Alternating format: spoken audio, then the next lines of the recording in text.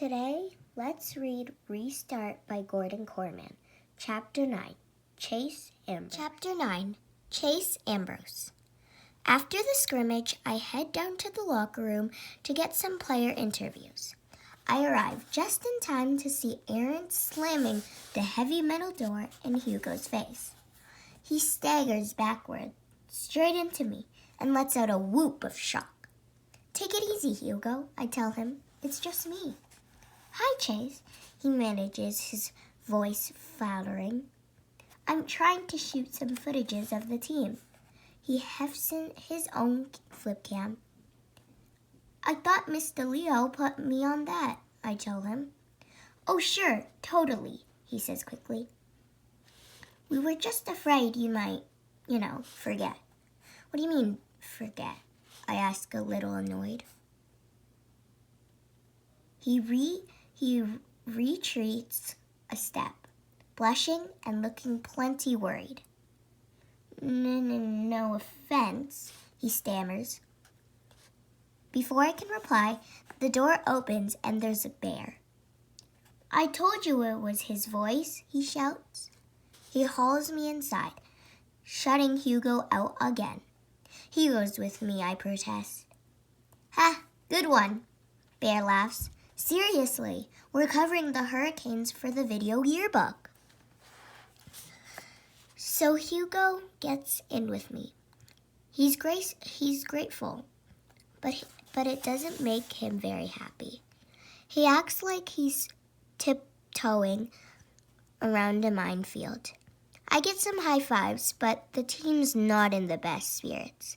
After all, they just got steamrolled. And when it sinks, in that, I'm there as a reporter, and not to give them the good news that I've been cleared to play. They can't hide their disappointment. "Well, I can't see anything wrong with you," Joey complains. "You're not even in that sling anymore." I get it. Joey laid an egg at quarterback today. A good running game would take a lot of pressure off him.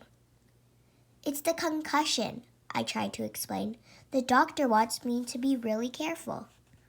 Landon Rubio, the kid with the giant neck I saw on the first day, glances doubtfully from Hugo to me. "So you have to miss a few games? But what gives with him?" Hugo attempts to point his camera and is beaten back by a hail of dirty sweat socks. I bristle. The video yearbook is doing a segment on every sports team, including golf and badminton. So when you're not in it, don't come crying to us. "Yearbook?" Joey echoes. "Bad enough you're off the team. Now you're on yearbook staff." "Video yearbook," Hugo amends. A snapping towel nearly takes his ear off. "Guys, chill out." Aaron steps between the other player and Hugo and me. "It isn't our boy's fault. His doctor's a wuss. Cut him some slack."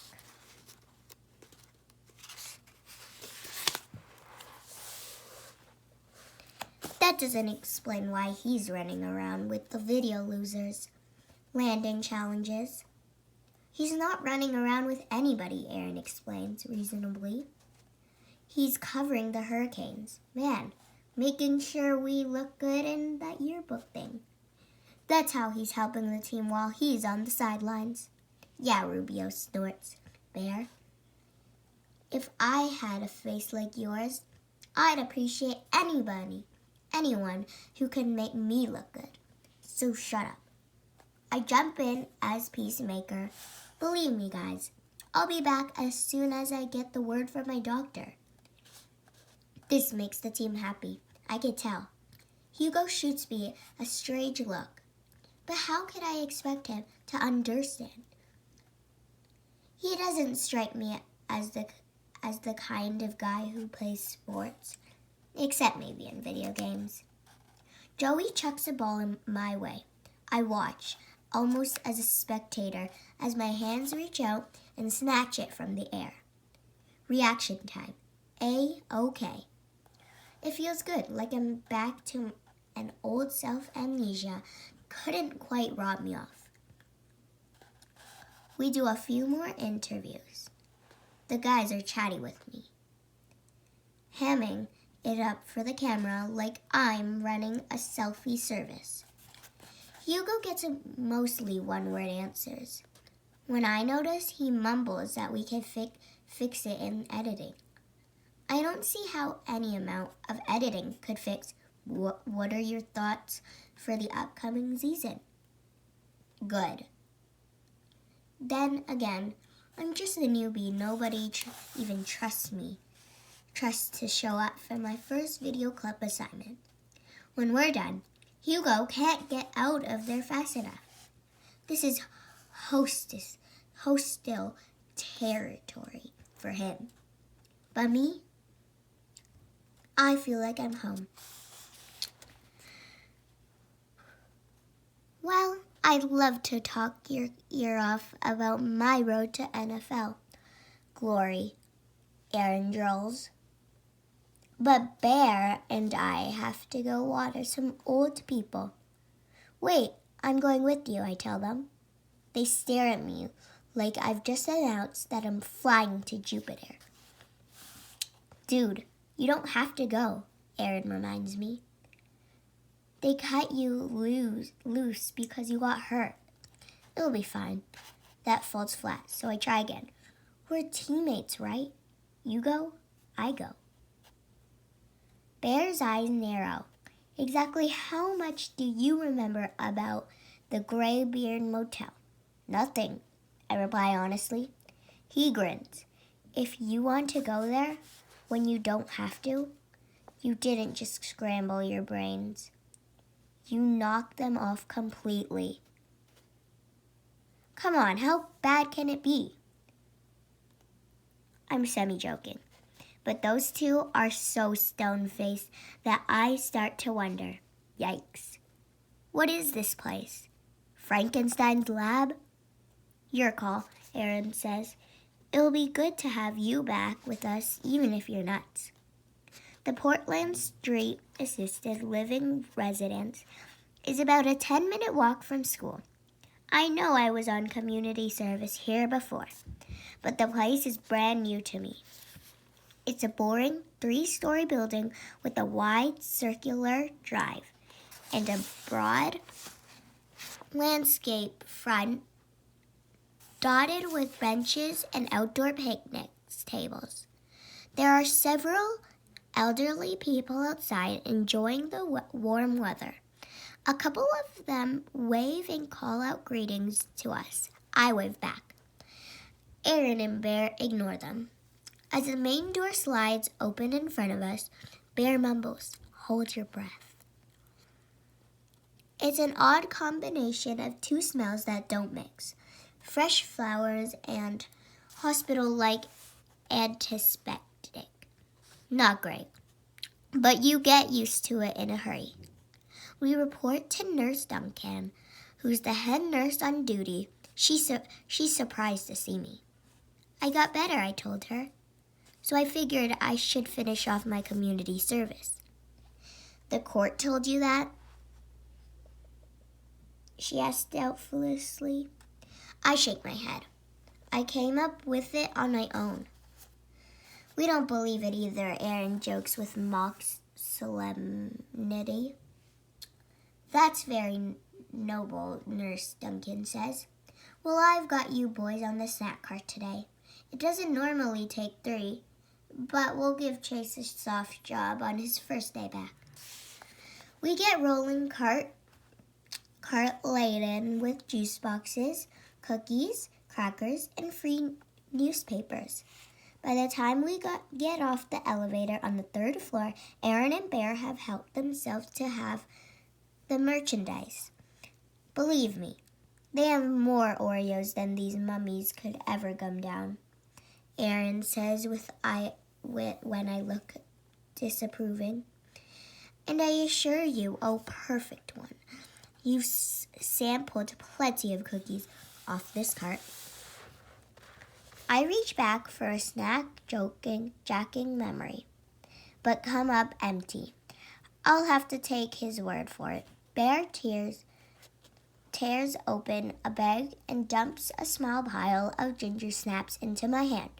I take a tiny bite, glaring at my partners in crime, who are chowing down in a blizzard of wrappers and crumbs. We played a football game this morning, Bear reminds me. You work up an appetite. Not everybody's too delicate like you. I guess I'm not too delicate to bend over and pick your garbage. I snap back. I might be getting the hang of being friends with these two. We go to door, offering the residents snacks and papers. When I was in the hospital, all the staff and volunteers who came into my room were really nice and friendly. Well, Aaron and Bear are the opposite of that. Aaron's the polite one. He flings the door wide and barks, "Snack cart!" This is followed by a, "What do you want?" from Bear. They call all the men Dumbledore and all the women Dumbledora, and respond to any questions with a combination of shrugs and grunts.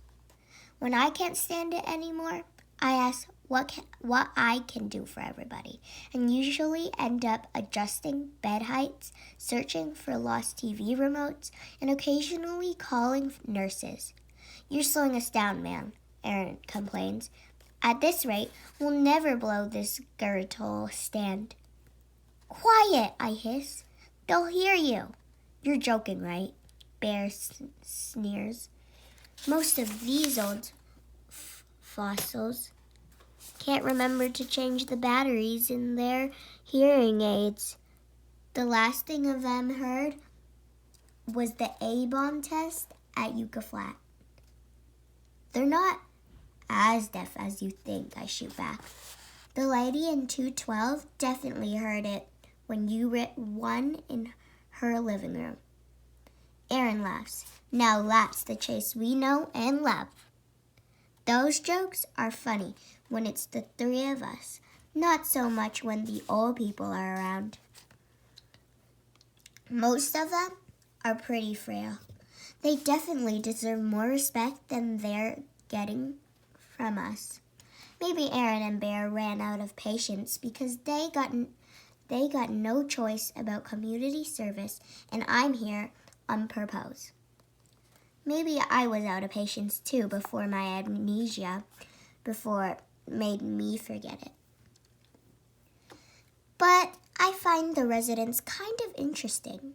They remember stuff in real life that you can only read about in this history books.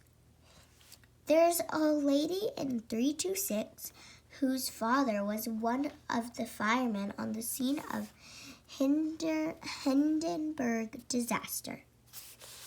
The guy in 318 was a communication expert at Houston Mission Control when Neil Armstrong first set foot on the moon.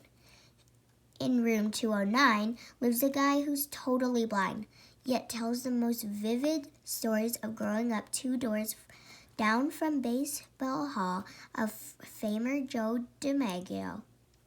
The rule is that if someone is not in or sleeping, we leave a juice box and a packet of cookies on the table.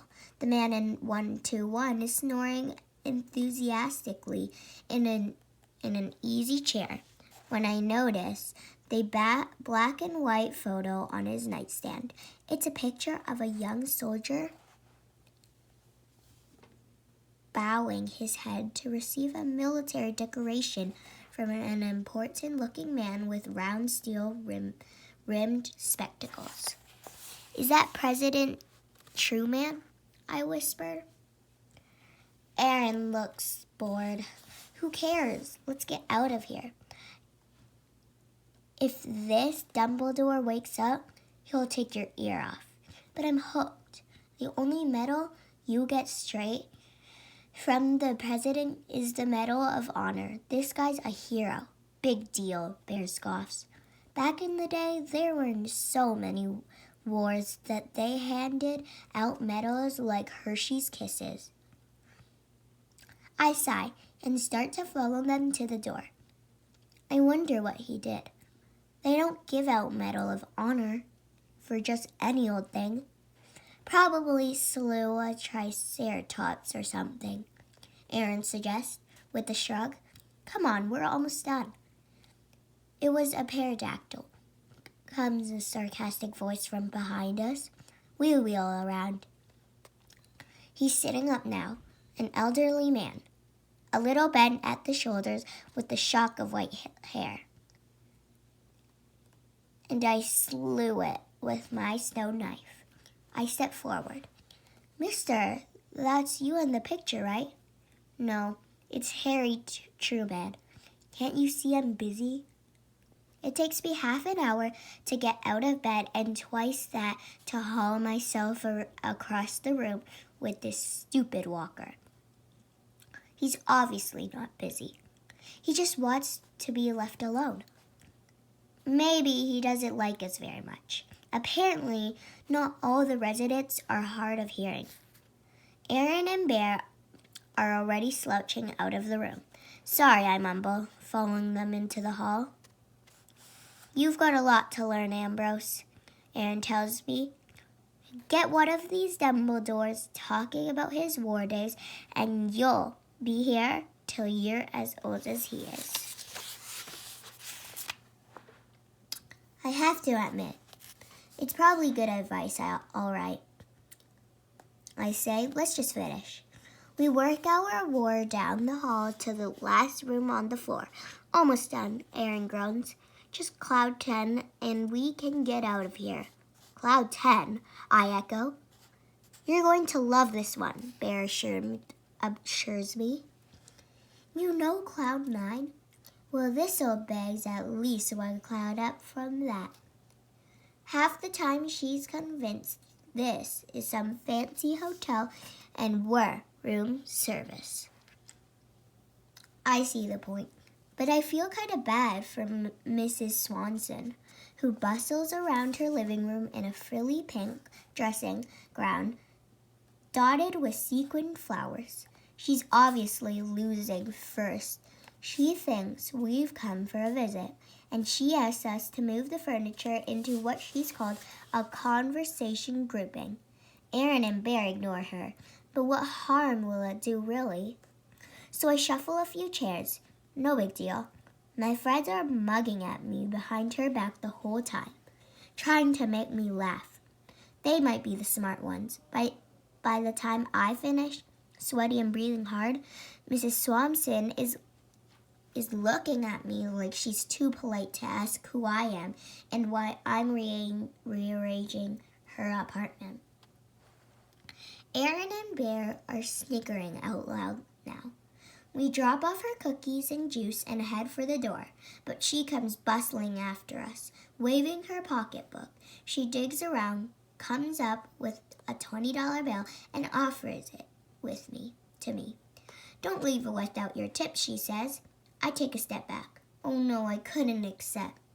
Before I can manage another word, Bear's needy hand snatches the money away. Enjoy your stay, he tells Mrs. Swanson with a big phony smile. And he's out the door like a shot. Aaron hot on his heels. I catch up to them in the hall. You can't take that money. That's like stealing. No, it's not, Bear replies. She gave it to me. Actually, she gave it to you. But you were too dumb to take it. Yeah, but I fumble for the right words. You know as well as I do that lady's not all there. That's discrimination, he says righteously. I'm not biased against dizzy old bats who haven't got a clue about what the deal is. They can give me money just like everyone else. You don't, you don't, you don't know her. She would have gotten really upset if we haven't taken it. She wants to believe what she believes. We're not here for kicks, you know. I insist. We got sent here by a judge. If we get caught accepting money from the residents, we could get a lot more than community service. Bear rounds on me in genuine amazement. You don't even have to be here, man. You made us bring you. I'm stubborn. Give the money back. Aaron tries to be reasonable. The museum pieces in this dump, they'd forget their own saggy butts if they weren't attached. By the time the door closed behind us, I guarantee Cloud 10 forgot we were even ever there. If we go to her and try to straighten this out, it'll be like showing her how crazy she is. You want to be responsible for that? I know he's snowing me, but he's also kind of right. I doubt we could explain to Mrs. Swanson that she just tipped the community service guys. But even if we could, she'd be embarrassed and upset and probably more confused than before. We should give that money to charity, I mumble. Done, Bear agrees. It's going to my favorite charity, the Take a Bear to Lunch Fund. Who's up for pizza? We all laugh, but I'm laughing a lot less than those two. The whole thing leaves a sour taste in my mouth, and pizza is the last thing I'm thinking about. We stop in to see Nurse Duncan so Aaron and Bear can get their timesheets signed. I'm not technically on community service anymore, so there's no timesheet for me. Then we're heading for the pizza place like nothing ever happened. I keep looking at Bear, expecting to see the 20 glowing orange and burning through the pocket of his jeans. I can't explain it, but the more they goof around tipping and shoving each other, the less appetite I have for lunch. You okay, Ambrose? Aaron tosses me in concern. You don't look so hot. I'll catch up with you guys later. I pound back in the direction of Portland Street. I hang a left